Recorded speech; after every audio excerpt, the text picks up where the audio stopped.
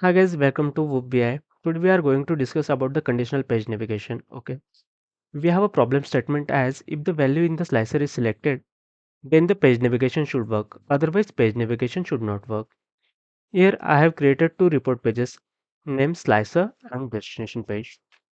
Okay, simply to achieve our goal, we need to create a new measure. Okay, oh, I have created one as a conditional page navigation.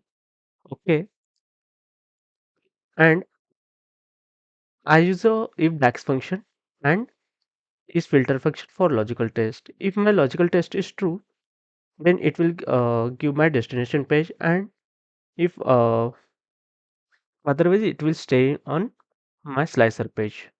Okay. After that, enter, select the button, give action on, give action as a page navigation on f of x, field value as a of a measure as conditional page navigation. Okay. If here is no value selected and I click on this button, then it will not work. And if here is any value selected as a, I selected a country as a Germany and click on my button, then it will work.